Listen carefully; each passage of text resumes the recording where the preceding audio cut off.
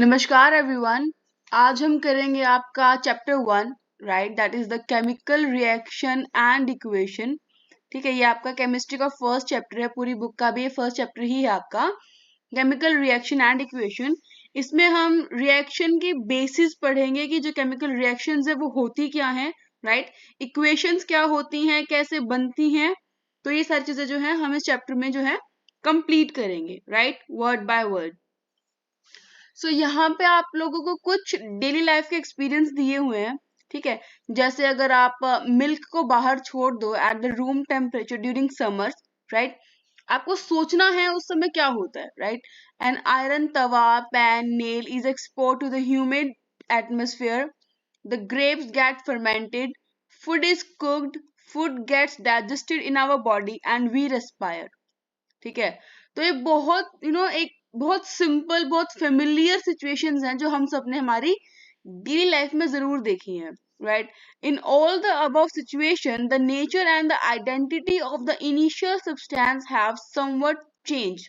ठीक है, जैसे अगर आप मिल्क को समर में रूम टेम्परेचर पर बाहर छोड़ दोगे तो वो दूध जो है वो फट जाता है, ठीक है, उसका कर्ड बन जाता है। जो ग्रेप्स हैं वो फर्मेंटेड हो जाते हैं, ठीक है, जो फूड है वो कुक हो जाता है, जो रॉ फूड है वो कुक्ड फूड में जो है चेंज हो जाता है। इसका मतलब जो आपका इनिशियल सब्सटेंस था वो चेंज होकर एक फाइनल सब्सटेंस बन जाता है, right. We have already learned about physical and chemical changes of matter in our previous classes. ठीक है, हम शुरू से पढ़ते आ रहे हैं about the physical and chemical changes, बहुत सारे अलग अलग होते हैं। Whenever a chemical change occurs, we can say that a chemical reaction has taken place. जब भी कोई chemical change होता है तो उस समय हम ये कह सकते हैं कि कोई chemical reaction हुआ है. You may perhaps be wondering as to what is actually meant by a chemical reaction, right? आप सोच रहे होंगे कि actually में chemical reaction होती क्या है? How do we come to know that a chemical reaction has taken place? आपको कैसे पता चलता है कि एक केमिकल रिएक्शन हो चुकी है? तो उसके लिए यहाँ पर एक एक्टिविटी है, एक्टिविटी 1.1, राइट। तो अगर आप क्लास में कर रहे हो तो प्लीज अपनी साइंस टीचर की हेल्प से करना, और अगर आप घर पे करते हो एनी हाउ तो किसी न किसी एल्डर को साथ में रखना, राइट। इसमें हमने क्या किया है, हमने एक बर्नर लिया, ठीक है, हमने एक वॉच ग्लास लिया, इस कटोरी सी को वॉच ग्लास बोलते हैं, ठीक है, हमने एक टोंग लिया, ये पकड़ने वाला होता है टोंग, और हमने एक मैग्नीशियम रिबन लिया। ठीक है, मैग्नीशियम जो है एक मेटल है जिसका सिंबल है Mg। ठीक है, हमने एक मैग्नीशियम रिबन लिया और हमने उसको इस बर्नर की हेल्प से जो है वो बर्न किया। तो जब आपका मैग्नीशियम रिबन जो है वो बर्न होगा तो आप देखोगे एक व्हाइट कलर का पाउडर जो है वो वॉच ग्लास में गिर रहा है, राइट। तो इसकी जो केमिकल रिएक्शन हुई है वो क्या हुई, आपको दिख रहा है कि एक रिबन हमारे पास मैग्नीशियम का था, ठीक है, एक कलर्ड रिबन, जो आप देखोगे जलने के बाद जो है वो पाउडर्ड फॉर्म में बन गया है। ठीक है, अब यहाँ पर हुआ क्या है, यहाँ पर एक्चुअली आपके मैग्नीशियम ने एयर में प्रेजेंट ऑक्सीजन के साथ रिएक्शन करी है, जिससे आपका मैग्नीशियम ऑक्साइड बन गया है। ठीक है, यहाँ पे लिखा भी हुआ है, यहाँ पे आपका मैग्नीशियम ऑक्साइड बना है, right. Burning of a magnesium ribbon in air and collection of magnesium oxide in watch glass. ठीक है, तो ये हुआ क्या है कि जो मैग्नीशियम रिबन है उसने एयर में प्रेजेंट ऑक्सीजन के साथ जो है रिएक्शन करी है, और रिएक्ट करने के बाद जो है मैग्नीशियम ऑक्साइड बनाया है, राइट। तो यहाँ तक आई होप एक्टिविटी सभी को क्लियर हो। यहाँ पे इन्होंने मेंशन भी कर रखा है, you must have observed that magnesium ribbon burns with a dazzling white flame and changes into white powder, sorry. This powder is magnesium oxide and it is formed due to the reaction between magnesium and the oxygen present in the air. ये किस किस की reaction की वजह से हुआ है, between the magnesium, ठीक है, मैग्नीशियम की रिएक्शन हुई है किसके साथ, एयर में प्रेजेंट ऑक्सीजन के मॉलिक्यूल्स के साथ, राइट। सो आई होप ये एक्टिविटी आप सभी को क्लियर हो, और यहाँ से आपको बहुत बेसिक पता चल गया कि केमिकल रिएक्शन क्या होता है। ठीक है, नेक्स्ट इन्होंने एक दूसरी एक्टिविटी यहाँ पे आपको दे रखी है, take lead nitrate solution in a test tube. एक टेस्ट ट्यूब में हम लेड नाइट्रेट का सॉल्यूशन लेंगे, उसमें हम पोटेशियम आयोडाइड डाल देंगे, ठीक है, कभी भी अगर आप लेड नाइट्रेट के सॉल्यूशन के अंदर आप पोटेशियम आयोडाइड सॉल्यूशन डालोगे तो आपका डबल डिस्प्लेसमेंट एक टाइप ऑफ रिएक्शन होता है जो हम आगे पढ़ेंगे। डबल डिस्प्लेसमेंट रिएक्शन होता है और आपका लेड आयोडाइड, पीबी होता है लेड का सिंबल, आई होता है कैपिटल आई आयोडाइड का सिंबल, तो आपका पीबीआई लेड आयोडाइड बनेगा और ये लेड आयोडाइड आपका येलो कलर का होता है। ठीक है, इतना क्लियर हुआ सभी को? हम क्या ऑब्जर्व करेंगे? हम ऑब्जर्व करेंगे कि येलो कलर का एक पीपीटी बना है। पीपीटी होता है आपका प्रेसिपिटेट। ठीक है, प्रेसिपिटेट क्या होता है? प्रेसिपिटेट आपका होता है जो सॉलिड रेजिड्यू रह जाता है ना रिएक्शन होने के बाद भी। ठीक है, रिएक्शन होने के बाद भी एक सॉलिड रेजिड्यू नीचे रह जाता है जमा हुआ। ठीक है, अनडिजोल्व्ड मटेरियल जिसको हम बोलते हैं। तो जो लेड आयोडाइड है वो सॉल्यूशन के अंदर डिसॉल्व नहीं होता है, तो येलो कलर का एक आपको जो प्रेसिपिटेट है वो नीचे बना हुआ मिलेगा। राइट, आई होप यहाँ ये एक्टिविटी भी सभी को क्लियर है। नेक्स्ट देखो, नेक्स्ट आपको यहाँ बता रखा है एक्टिविटी 1.3 में take a few zinc granule in a conical flask और टेस्ट ट्यूब, और उसमें हम डाइल्यूट हाइड्रोक्लोरिक एसिड या फिर सल्फ्यूरिक एसिड डालेंगे। ठीक है, अब उसमें हम क्या देखेंगे क्या हुआ है या क्या नहीं। ठीक है, अब यहाँ पे कुछ चीजों का आपको ध्यान रखना है। ठीक है, हमने जो सल्फ्यूरिक एसिड यहाँ पर लिया है, पहली बात तो वो डाइल्यूट है। ठीक है, डाइल्यूट होने का मतलब है कि आपका प्योर एसिड नहीं है वो, ये आपका डाइल्यूट का मतलब है एसिड प्लस वाटर है। ठीक है, और दूसरी बात, कभी भी एसिड के अंदर पानी नहीं मिलाते। ठीक है, पानी के अंदर एसिड मिलता है, राइट। एसिड की अमाउंट बहुत ज्यादा नहीं होती है जब हम मिलाते हैं। ठीक है, तो हम वाटर के अंदर, वो भी थ्रू द वॉल्स, यानी यहां से जो है थ्रू द वॉल्स जो है हम एसिड मिलाते हैं वाटर के अंदर। ठीक है, तो पहले हम इस फ्लास्क में जो है वाटर लेंगे। ठीक है, उसके बाद थ्रू द वॉल्स जो है इसमें एसिड मिलाएंगे। ठीक है, उस सॉल्यूशन को हम कहते हैं जिसमें ज्यादा water, more water and less acid होता है, that solution is called dilute acid solution. ठीक है, तो अब हमने डाइल्यूट सल्फ्यूरिक एसिड लिया है, उसके अंदर हम जिंक ग्रैन्यूल्स डाल देंगे। ग्रैन्यूल्स का मतलब होता है दाने। ठीक है, तो यहाँ पे हम इसके अंदर जिंक ग्रैन्यूल्स डाल देंगे। ठीक है, यहाँ पे हमने कॉर्क लगा दिया और इस कॉर्क के बीच में जो है ये ग्लास ट्यूब है। ग्लास ट्यूब अंदर से खाली होती है। ठीक है, ये होलो होती है। होलो मतलब जो अंदर से खाली हो। ठीक है, तो हम करेंगे क्या, हम देखेंगे क्या इसमें हमने क्या किया है। हमने पानी लिया, पानी में एसिड लिया, देन हमने उसमें जिंक ऐड कर दिया। ठीक है, तो हुआ क्या कि यहाँ पे देखो लिखा हुआ है formation of hydrogen gas by the action of dilute sulphuric acid on zinc. जब भी आपका सल्फ्यूरिक एसिड H2SO4, ठीक है, एक्वस का मतलब होता है डाइल्यूट, तो जब भी आपका H2SO4 में हम जिंक ग्रैन्यूल्स डालेंगे सॉलिड फॉर्म में, तो आपका जिंक सल्फेट बन जाएगा, साथ में आपकी H2 गैस जो है वो रिलीज हो जाएगी। ठीक है, अब ये जो चीज मैंने लिखी है ना, इस चीज को हम बोलते हैं इक्वेशन। ठीक है, एक बार ये वाला पैराग्राफ देख ले, फिर आपको इक्वेशन समझाती हूँ। From the above 3 activities we can say that any of the following observation help us to determine whether a chemical reaction has taken place। ठीक है, हमारे पास कुछ कैरेक्टरिस्टिक्स होते हैं, कुछ ऑब्जर्वेशंस होते हैं जो बताते हैं कि केमिकल रिएक्शन हुई है या नहीं। चेंज इन स्टेट, ठीक है, change in colour, evolution of gas and change in temperature. ठीक है, हमने कौन कौन सी रिएक्शन में क्या क्या देखा, हमने देखा चेंज इन स्टेट किस में हुआ है, जब मैग्नीशियम से मैग्नीशियम ऑक्साइड बना, ठीक है, तो पाउडर्ड फॉर्म में आ गया। चेंज इन कलर किस में हुआ है, जब आपका लेड आयोडाइड बना तो वो येलो कलर का हो गया। इवोल्यूशन ऑफ गैस, यहाँ पे आपका हाइड्रोजन गैस रिलीज हुई है। ठीक है, और चेंज इन टेम्परेचर, इसी रिएक्शन में आपका हाइड्रोजन गैस तो रिलीज हुई ही है, साथ में हीट भी रिलीज हुई है। ठीक है, हीट रिलीज होने का मतलब है कि आपका टेम्परेचर में चेंज हुआ है। राइट, आई होप यहाँ तक सभी को क्लियर है। And as we observe the changes around us, we can see that there is a large variety of chemical reaction taking place around us। ठीक है, तो हम समझेंगे कि हमारे आसपास इतने सारे केमिकल रिएक्शन होते रहते हैं, बहुत कैजुअल, बहुत सारे होते हैं, right. And we will study about the various types of chemical reaction and their symbolic representation in the chapter. ये जो symbolic representation है ना, इसी को हम बोलते हैं chemical equation, right? यहाँ तक सभी को क्लियर हुआ? आई होप कोई डाउट ना हो, ठीक है। उसके बाद एक बार हम यहाँ से शुरू करते हैं, ठीक है, कि केमिकल इक्वेशंस क्या होती हैं, ठीक है। यहाँ पे इन्होंने क्या कर रखा है, यहाँ पे इन्होंने जो आपकी एक्टिविटी 1 थी ना, इन्होंने वो सिंबल्स की हेल्प से रिप्रेजेंट कर रखी है। तो जब भी हम किसी भी रिएक्शन को सिंबल्स की हेल्प से रिप्रेजेंट करते हैं, तो उस रिप्रेजेंटेशन को हम केमिकल इक्वेशन कहते हैं, right. It is the simplest way to represent an equation, ठीक है।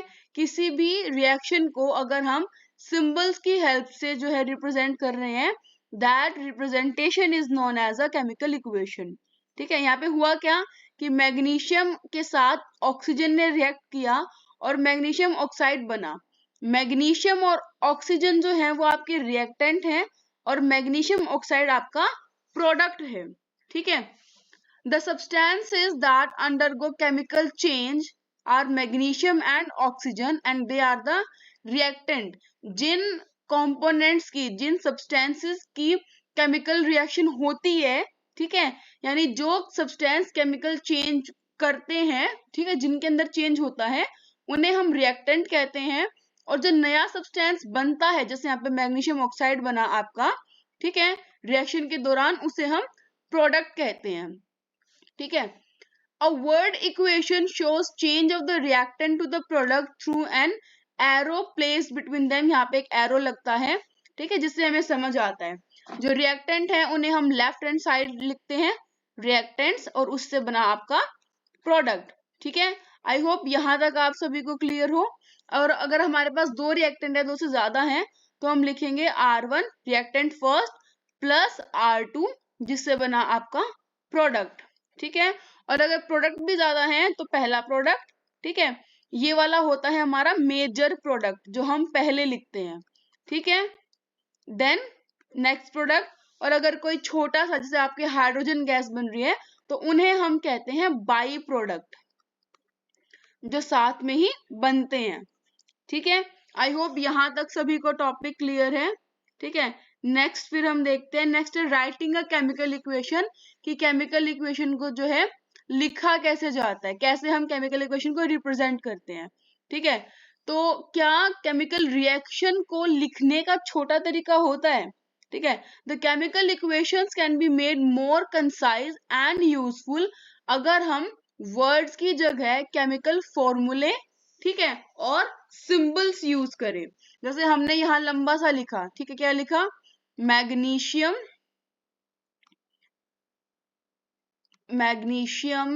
Plus oxygen is equal to magnesium oxide, ठीक है। ये पूरा लंबा हमने लिखा, ठीक है। अगर हम इतना बड़ा लिखने की बजाय सिर्फ ये 3 वर्ड्स लिखें, Mg प्लस O2 MgO, ठीक है, तो भी तो हम इस चीज को समझ सकते हैं ना कि मैग्नीशियम ने जो है ऑक्सीजन के साथ रिएक्शन करी एंड मैग्नीशियम ऑक्साइड बनाया, राइट। तो ये आपकी होती है केमिकल इक्वेशन, इस चीज को हम बोलते हैं केमिकल इक्वेशन, ठीक है। और ये एक स्केलेटल केमिकल इक्वेशन है, राइट। अब स्केलेटल केमिकल इक्वेशन क्या होती है? स्केलेटल केमिकल इक्वेशन होती है जो आप रिएक्शन देखकर तुरंत जो पहली इक्वेशन लिखते हो ना, that is known as a chemical skeletal chemical equation, ठीक है। नेक्स्ट पॉइंट है आपका बैलेंस्ड रिएक्शन, यानी बैलेंस्ड केमिकल इक्वेशन। अब बैलेंस्ड केमिकल इक्वेशन क्या होती है? अगर आप लोगों को law of conservation of mass याद हो, तो उसमें ये एक पॉइंट आता है, राइट, क्या कि mass can not be created nor destroyed, it can only be converted from one form to another, right, ठीक है। तो जो मास है वो ना बना सकते हैं ना खत्म कर सकते हैं, उसको सिर्फ एक फॉर्म से दूसरी फॉर्म में चेंज कर सकते हैं, राइट। अगर मैं यहाँ लिखूं Mg plus O2 that forms MgO, ठीक है। इसमें आप क्या देखोगे कि मैग्नीशियम का एक एटम जो है वो रिएक्टेंट साइड पे है, ठीक है, और ये आपकी होगी प्रोडक्ट साइड, ठीक है। मैग्नीशियम का कितने एटम है? एक एटम है। यहां पर भी प्रोडक्ट्स में एक एटम है, लेकिन ऑक्सीजन के यहां पर दो एटम्स आपको दिख रहे हैं, लेकिन यहां पर कितने बने हैं?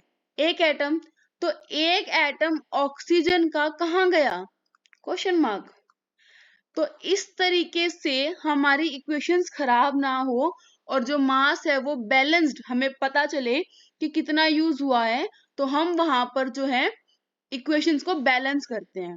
अगर मैं यहाँ MgO के आगे 2 लगा देती हूँ और यहाँ Mg के नीचे 2 लगा देती हूँ, तो क्या ये इक्वेशन बैलेंस हो जाएगी?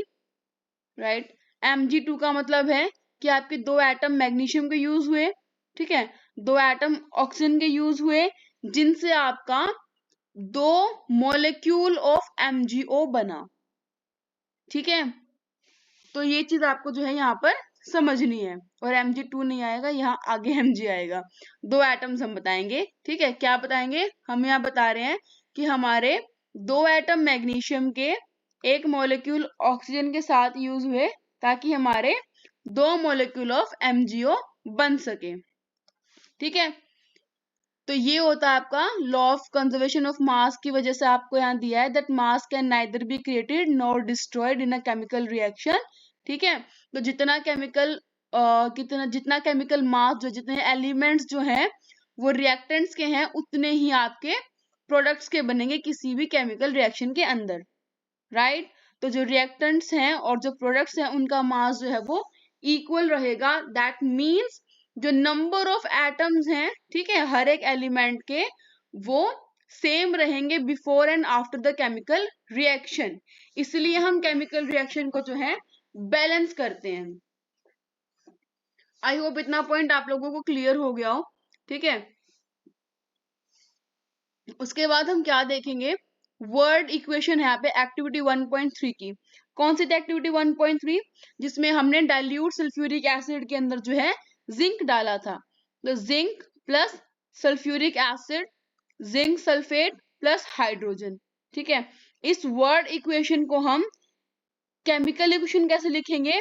Zn जो जिंक का सिंबल है, ठीक है, H2SO4 जो आपका सल्फ्यूरिक एसिड का सिंबल है, ZnSO4 zinc sulphate and H2S hydrogen gas, ठीक है।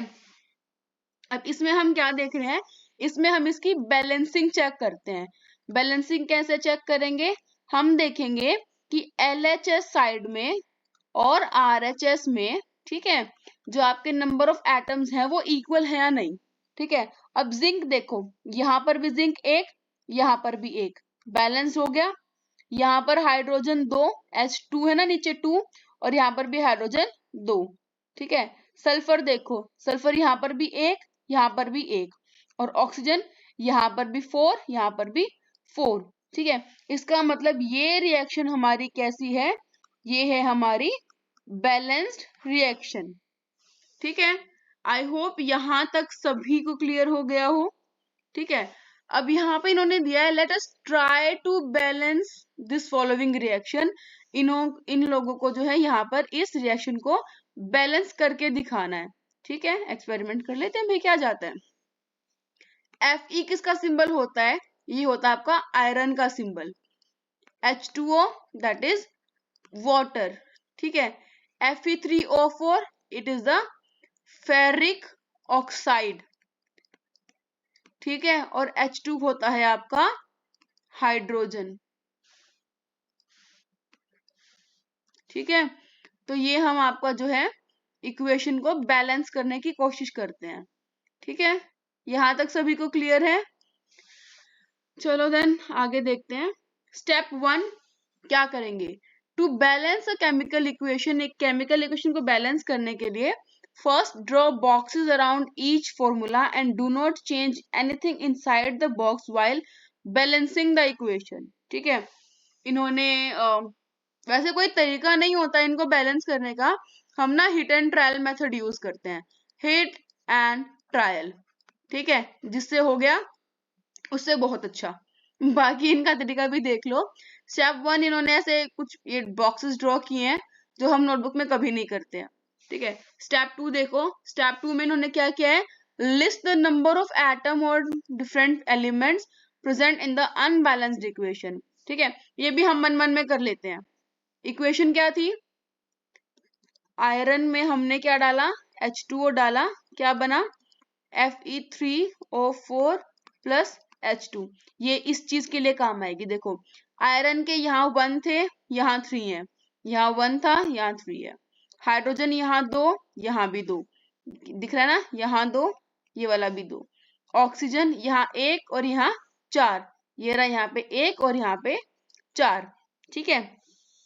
चलो हमने ये चीज भी कर ली, और ये भी हम मन मन में करते हैं, हम कभी लिखते नहीं है। नॉर्मली बता रही हूँ, जब हम काम करेंगे तो हम ऐसा ना बहुत सारा नहीं लिखते हैं। स्टेप 3 क्या है, स्टेप 3 है बैलेंसिंग करने का। कैसे, it is often convenient to start balancing with the compound that contain the maximum number of atoms, ठीक है। इसका मतलब हमें उस कंपाउंड से स्टार्ट करनी चाहिए जिसके अंदर मैक्सिमम नंबर ऑफ एटम्स है, right. It may be a reactant और अ प्रोडक्ट, वो रिएक्टेंट भी हो सकता है, प्रोडक्ट भी हो सकता है। In that compound, select the element which has the maximum number of atoms, ठीक है।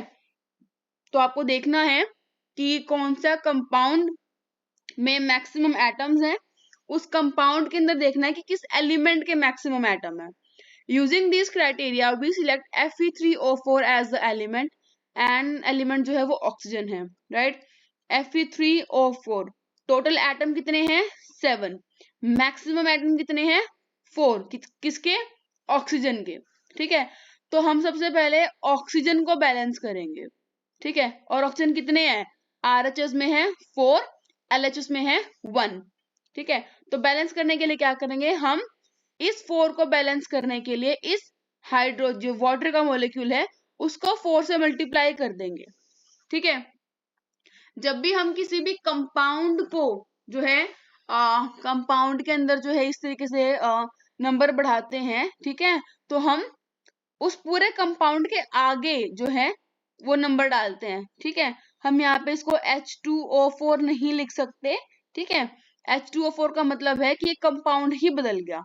वाटर का कंपाउंड ये है H2O, ठीक है। आप इसके आगे नंबर ऑफ मॉलिक्यूल्स ऐड कर सकते हो, 2 मॉलिक्यूल्स, 3 मॉलिक्यूल्स, 4 मॉलिक्यूल्स, ठीक है। लेकिन यहाँ पे आप कुछ चेंज नहीं करोगी, ठीक है, क्योंकि ये फिर वाटर का फॉर्मूला ही नहीं रहेगा, पता नहीं क्या बन जाएगा, ये नया कंपाउंड आप बना लोगे, डिस्कवर कर लोगे, तो ये हरकत नहीं करनी है, ठीक है। हम जब भी बैलेंसिंग करेंगे हम यहाँ पे चेंज करेंगे, ठीक है, नंबर ऑफ कंपाउंड में, ठीक है। तो अब हमारा ऑक्सीजन जो है वो बैलेंस हो गया है, ठीक है। नेक्स्ट स्टेप देखो, नेक्स्ट स्टेप इन्होंने क्या कर रखा है, ठीक है। हम भी जरा पेन का कलर चेंज कर लें, इन्होंने पिंक पिंक ले रखा है, हम भी पिंक ले लेते हैं, ठीक है। Fe and H atom are still not balanced, exactly। Iron यहाँ पे 1 है, यहाँ पर 3 है, अब हाइड्रोजन यहाँ पर 2 है और यहाँ पर कितने हैं, 4 दूनी 8 एटम, ठीक है। 4H2O का मतलब है 1 H2O, 2 H2O, 3 H2O और 4 H2O, ठीक है। तो 2 atom, 4 atom, 6 atom, 8 atom, confuse मत हो जाना, गलत मत कर देना। H4O8 या ऐसा कुछ भी अगर आप लिखो उसका मतलब है कि एक ही मॉलिक्यूल है लेकिन हाइड्रोजन 4 हैं, ठीक है। और आगे अगर आप H2O के आगे अगर आप कुछ भी लिख रहे हो इसका मतलब ये एज अ एंटिटी है और इसके इतने सारे मॉलिक्यूल्स हैं। तो ये छोटे छोटे, बिल्कुल छोटे बच्चों वाली गलती यहां मत करना, ठीक है, वरना नंबर काट लेगी मैम।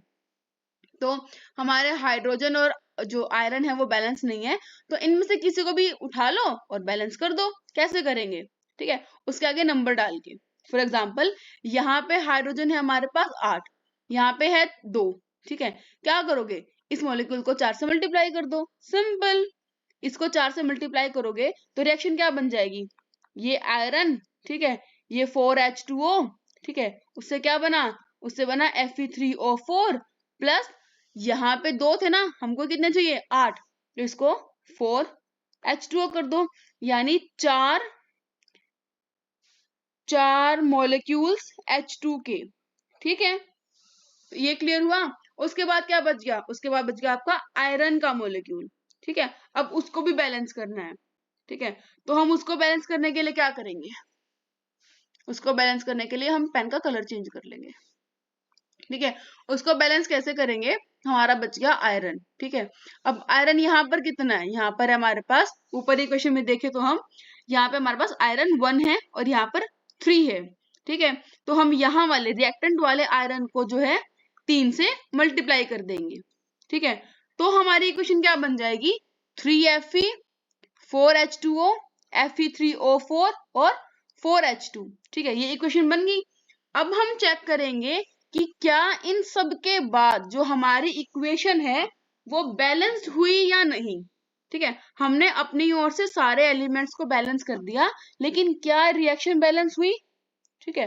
तो हम कैसे चेक करेंगे, हम करेंगे नंबर ऑफ एटम्स को इक्वेट, राइट। यहाँ पे आयरन कितने हैं, 3, यहाँ पर कितने हैं, 3, हो गया, आयरन तो बैलेंस हो गया। चलो हाइड्रोजन यहाँ पर है 4 2 8, यहाँ पर 4 2 8, ठीक है। अब बचा कौन, बचा ऑक्सीजन, 4 मल्टीप्लाई, ये एक एटम है, ठीक है, और ये 4 से मल्टीप्लाई हो गया, तो हमारा आ गया ऑक्सीजन के 4 एटम है और यहाँ पर ऑक्सीजन के 4 एटम है। वूहू, क्या हुआ, इक्वेशन बैलेंस हो गई, बैलेंस्ड इक्वेशन, राइट। तो हमने क्या किया, हमने कुछ नहीं किया। This method of balancing chemical equation is called hit and trial method, जो मैंने आपको बहुत शुरू में बताया था, ठीक है, कि हम इस मेथड को हिट एंड ट्रायल मेथड कहते हैं और हम हमेशा यही मेथड यूज करते हैं क्योंकि कोई दूसरा साइंटिफिक मेथड हमारे पास बैलेंस करने के लिए नहीं होता। ये इक्वेशन बैलेंस जरूर है लेकिन अभी भी कंप्लीट नहीं है, ठीक है, ये इक्वेशन कंप्लीट नहीं है। क्यों कंप्लीट नहीं है, क्योंकि आपको नहीं पता कि जो इक्वेशन लिखी गई है उसमें जो आयरन है, हाइड्रोजन है, ऑक्सीजन है, वो मैटर ऑफ स्टेट्स में से कौन से मैटर ऑफ स्टेट को क्वालिफाई करता है। पता नहीं क्या बोल दिया, कोई बात नहीं, ठीक है। इसका मतलब, कहने का मतलब सिर्फ ये है कि आपको अपनी रिएक्शन में ये बताना होता है कि आपके जो रिएक्टेंट हैं, जो प्रोडक्ट हैं, जो आप केमिकल यूज कर रहे हो, वो सॉलिड, लिक्विड, गैस या एक्वस, यानी इन चारों में से क्या स्टेट ऑफ मैटर के अंदर आ रहे हैं, ठीक है।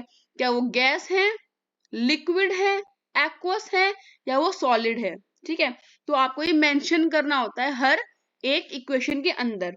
वेल, लिक्विड और एक्वस में क्या डिफरेंस होता है ये जरा मैं आपको समझा दूं ताकि आप अपनी टीचर का जो है सर कम खाओ, ठीक है। एग्जाम्पल लो, HCl यानी हाइड्रोक्लोरिक एसिड, ठीक है। हाइड्रोक्लोरिक एसिड गैसियस फॉर्म में भी होता है, हाइड्रोक्लोरिक एसिड लिक्विड फॉर्म में भी होता है और हाइड्रोक्लोरिक एसिड एक्वस फॉर्म में भी होता है। डिफरेंस क्या है, देखो गैस तो हमें क्लियर है कि वेपर फॉर्म में जो है, जो गैसेस फॉर्म में है वो HCl होता है, राइट, वो गैसेस फॉर्म होती है। अब लिक्विड और एक्वस में क्या फर्क होता है, आप लोगों ने दो टर्म सुने, मैंने शुरू में भी कहा था कि एसिड जो है वो कॉन्सेंट्रेटेड होते हैं और डाइल्यूट होते हैं, राइट। कॉन्सेंट्रेटेड जो एसिड है वो HCl लिक्विड है, यानी पूरे का पूरा सिर्फ हाइड्रोक्लोरिक एसिड है, प्योर हाइड्रोक्लोरिक एसिड है, लेकिन वो कैसी फॉर्म में है, वो लिक्विड फॉर्म में है। डाइल्यूट होने का मतलब होता है कि हाइड्रोक्लोरिक एसिड जो है उसके अंदर, ठीक है, उसका और वाटर का सॉल्यूशन है।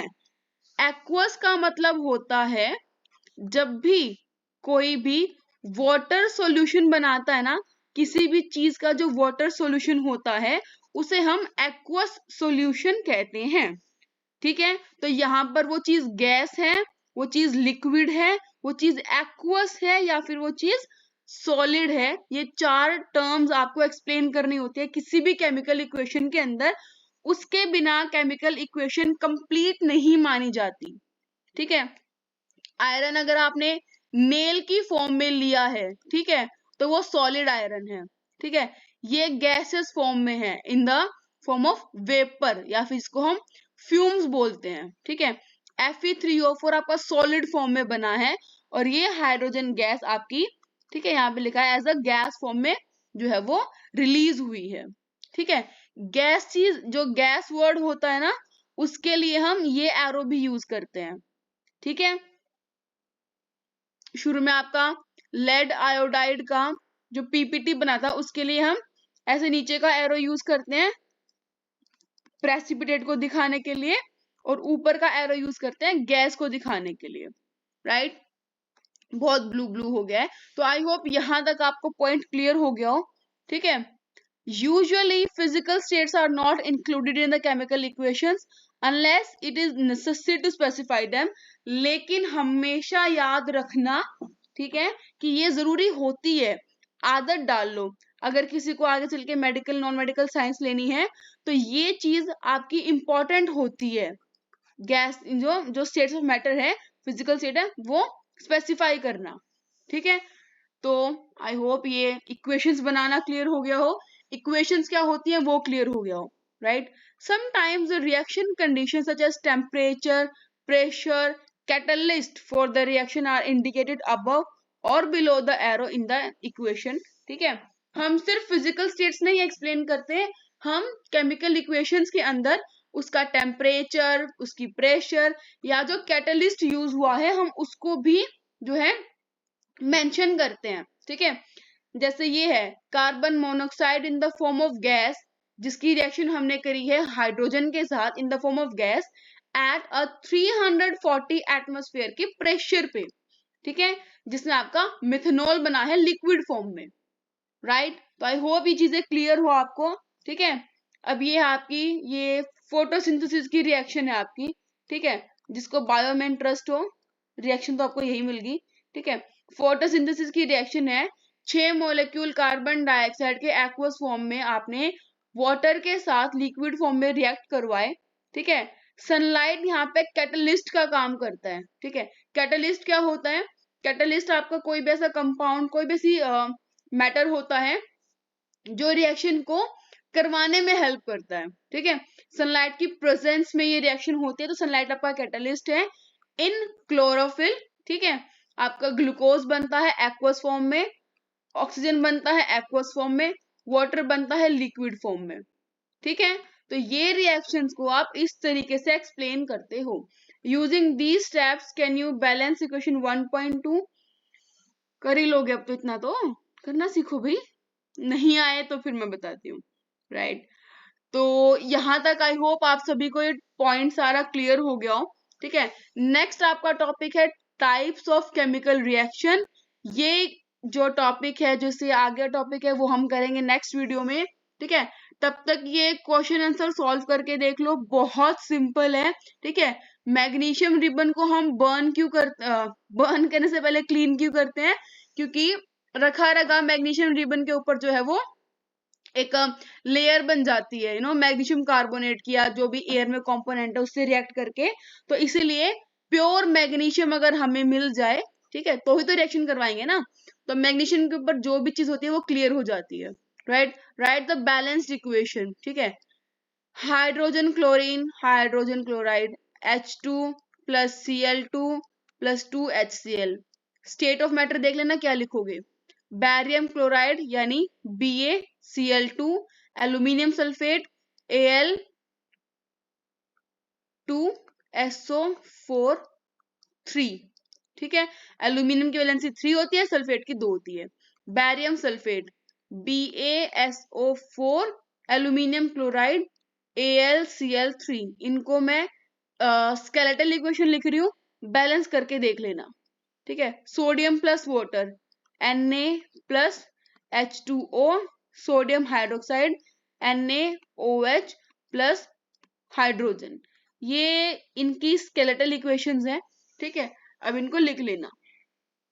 Right, balanced equation, barium chloride और सोडियम सल्फेट यानी BaCl2, sodium sulphate Na2SO4 in water, यानी ये आपका एक्वस है। ठीक है, react to give insoluble, insoluble का मतलब होता है प्रेसिपिटेट, किसका?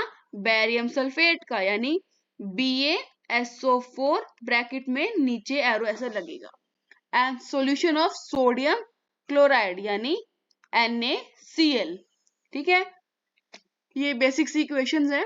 सोडियम हाइड्रोक्साइड NaOH, ठीक है, इन वाटर यानी aqueous reacts with hydrochloric acid solution in water यानी प्लस HCl, ये भी aqueous, to produce sodium chloride solution। ठीक है, क्या बना, एरो सोडियम क्लोराइड का सॉल्यूशन। ठीक है, ये भी aqueous लिखा जाएगा, एंड वाटर ये H2O। ठीक है, तो ये बेसिक्स आपका काम आसान मैंने कर दिया है। ठीक है, तो यहाँ तक ये जितना हमने टॉपिक किया है, ठीक है, हमने क्या क्या किया है, हमने रिएक्शंस देखी है, इक्वेशन क्या होती है, उसको बैलेंस कैसे करते हैं। ठीक है, तो यहाँ तक का हम टॉपिक आज कर चुके हैं। कल हम करेंगे टाइप्स ऑफ रिएक्शन एंड जो भी आगे का टॉपिक बच गया। ठीक है, तो अगर वीडियो समझ आई हो तो लाइक कर देना, और जिसको टॉपिक समझना हो उसके साथ शेयर कर देना। Thank you so much.